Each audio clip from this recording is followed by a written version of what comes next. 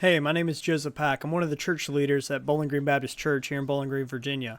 One of the things that I wanted to do, especially during this time when most of us are, if you're working and you can telework, then you're doing telework. Some people I know are actually out of work right now because the business is closing down.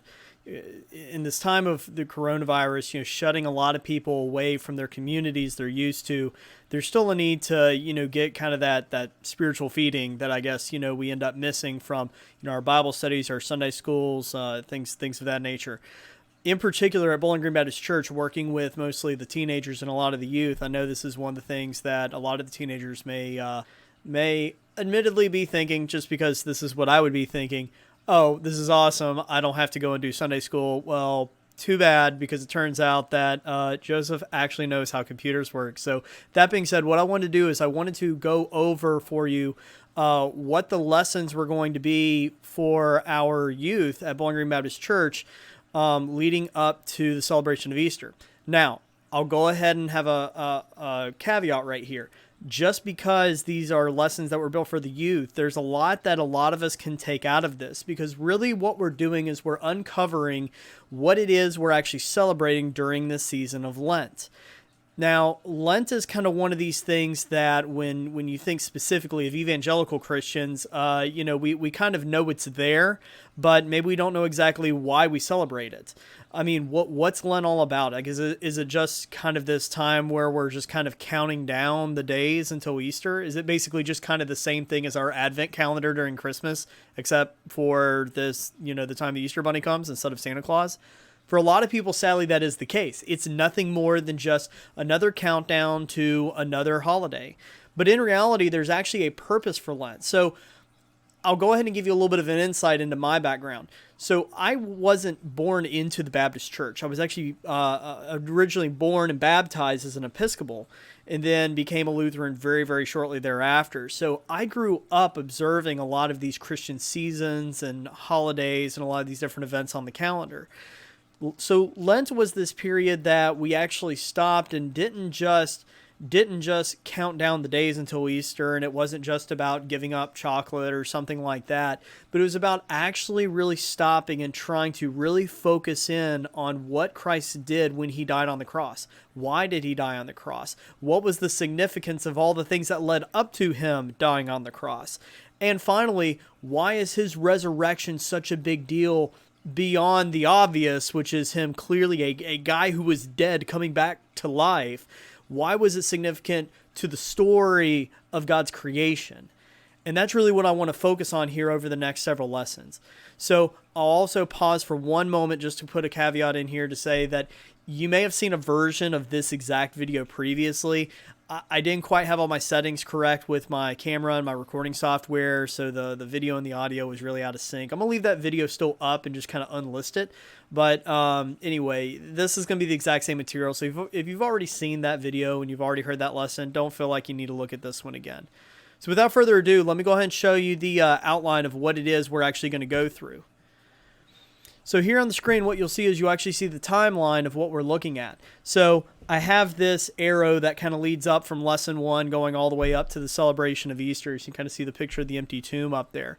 But what we're doing is we're looking at this pathway to resurrection, and we're going to start out with setting the stage. Now, when I say setting the stage, what I'm really talking about here is something that may seem a little bit more theological, I guess, if you want to think about it that way, a little bit more academic.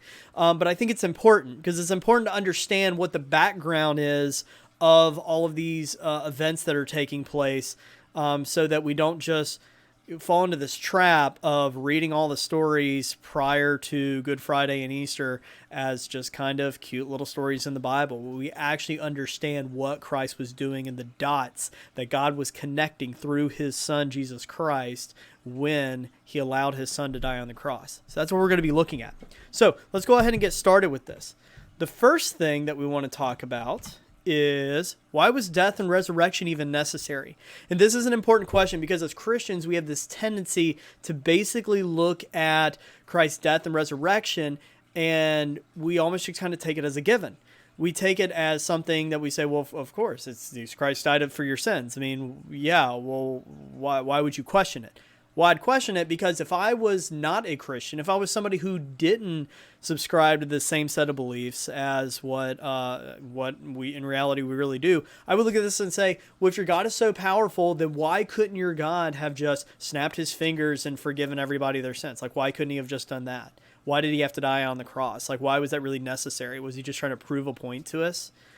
And this really gets down to a deeper question. And the deeper question is, what's the actual connection between sin and death? Like, where do we actually see this pop up in the Bible? So in order to start peeling back this question, this is usually where I like to ask my students, okay, can anybody tell me what the actual first reference in the Bible is to an individual, to any kind of death and sin? Well, if you don't know the answer, then I'll go ahead and say this. The first reference you have to anything is actually in Genesis 3. And so in Genesis 3, verse 21, you end up seeing this. It should be on your screen right now. The Lord God made clothing from skins for the man and his wife, and he clothed them.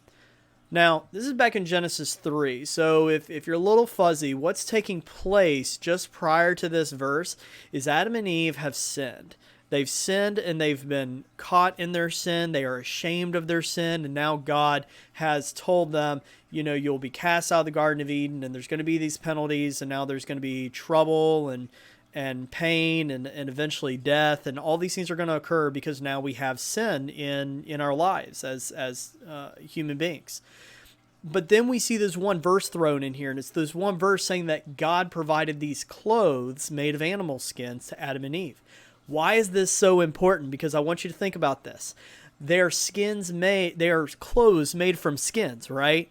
Well, unless these were made of like snakeskin or something, then what that implies that there was the death of an animal for the purpose of providing clothes for Adam and Eve.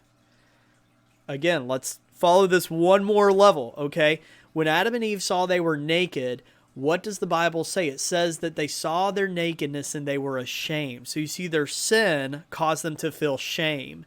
And so then God, through death and sacrifice of something, covered over their shame. Do you see that? Do you see that connection? And especially if you're thinking about Christ, you're thinking about what Christ did on the cross when he died for us. When he covered our sin, you can see immediately that parallel in between what's taking place here in Genesis and what takes place later on as we start celebrating Good Friday and we start celebrating Easter. Now, this right here is where we start getting into this phrase that we see pop up over and over and over again in the Bible. And this phrase that we see is atonement. So the question is what is atonement? Well, atonement ends up coming from this coming from this Hebrew word, and what this Hebrew word actually means is it's kafar, and kafar, another version of that same word is kippur, or kippur. So if you can recall in your calendars, usually sometime I'm one to say it's around August, September time frame. I'm not recalling right off the top of my head, but sometime around there on your calendar, you'll see this holiday that's a Jewish holiday that is called Yom Kippur, and that is their Day of Atonement. So it basically means to become one. It means to become, like or reconciled with something else. Now, we end up seeing this being connected to this concept of animal sacrifice in the Old Testament. So if we take a look at what takes place in some of the scriptures, then we end up seeing some of these things. We'll go to our favorite book about sacrifices and ritual in the Old Testament, which is Leviticus. So when you go to Leviticus, let's see if we can catch what the common theme here is. Leviticus 4, verses 1 through 2. This is just setting the stage. Then the Lord spoke to Moses, "Tell the Israelites, when someone sins unintentionally against any of the Lord's commands and does anything prohibited by them, ... he is to offer this bull, just as he did with the bull in the sin offering. He will offer it the same way, so the priests will make atonement on their behalf, and they will be forgiven." Leviticus 4:26. He must burn all its fat on the altar like the fat of the fellowship sacrifice. In this way, the priest will make atonement on his behalf for that person's sin, and he will be forgiven. This is one person making atonement for somebody else. And then yet again we see, In verse 31, he is to remove all its fat, just as the fat is removed from the fellowship sacrifice. The priest is to burn it on the altar as a pleasing aroma to the Lord. In this way, the priest will make atonement on his behalf, and he will be forgiven. Let's do one more, just to make certain. Leviticus 4:35. He is to remove all its fat, just as the fat of the lamb is removed from the fellowship sacrifice. The priest will burn it on the altar along with the fire offerings to the Lord. In this way, the priest will make atonement on his behalf for the sin he has committed, and he will be forgiven. So you see, what we see over and over and over in this one chapter in Leviticus is one individual making atonement for something else. And he's doing it through these animal sacrifices in this direct parallel to what we just saw take place between God and the first sinners of using an animal to cover over the sin and the shame of these two individuals who had fallen astray. You see the priests doing the exact same thing in the Old Testament, where they are taking these animals and they're saying, we will take this animal and this animal will be sacrificed, in accordance with the way God has instructed us. This sacrifice will serve basically a ritualistic death, so to speak, so that we can hopefully be atoned for and be reconciled with our God. Now, when I say a ritualistic death, what do I mean? Well, I actually have like a little diagram of this. So this is what we're talking about here if you look at the screen. What you have is you have an individual, and I think you see my cursor on the video right here, little man. And then you have God up here in the cloud, right? So I'm trying to keep things very, very simple. You have God up here, and then you have man down here. And the two are not at one. They are not reconciled with one another. So then how do you do that? Well, we all know that the wages of sin are death, right? I mean, this is something that I think most of us are on board with at this point in time. However, it makes it really difficult if we want to continue like living a life here on this earth to truly pay our penalty, which is death, and then continue living on this earth, because then we'd be dead, right? So what we do is we follow the exact same model as what God did for us in the Garden of Eden. We're still going to have to live on this earth. We're still going to have to deal with pain and suffering and all these other things, but we can have this covering over of our shame from our sin, this atonement, through basically a proxy death. So when I say a proxy, what I mean is something that sits in our place, and that's what the animals were. So you have right here a little cow. So you have a little cow with big X on them. That is my very rated G way of referring to sticking a bull on an altar and slaughtering them. I mean, that's basically what it is. So what happens is through that animal, we end up basically, quote unquote, dying through that animal. Now that means it's not a real death, but it's a proxy death, which means that now we have kind of this proxy atonement. We're not really at one with God, but we're observing the process of becoming at one with God. And so now because of that, because we have this kind of proxy atonement, it means we kind of sort of have this relationship with God. Like God knows our intentions because we're kind of sort of elevated to this level, I guess, hypothetically speaking. At least God knows we're trying to be elevated to this level, and he has a certain limited relationship with us at that point in time. This is the world that the Jews of the Old Testament lived under. One where they didn't really have a lasting, enduring, totally sufficient atonement that they could live under, and so they couldn't truly be reconciled with God. They could not be at one. So what happened whenever Christ came? Well, you ended up with this. So now what we have is God, instead of sitting up on his cloud, coming down from heaven to earth, and instead of actually having to serve this proxy death, he serves a very real death. And because he serves a real death on a cross, it means that now we have real atonement through that individual. And because there's real atonement, it means there's a real relationship. So now you have all this real stuff taking place, where before it was all proxy stuff taking place.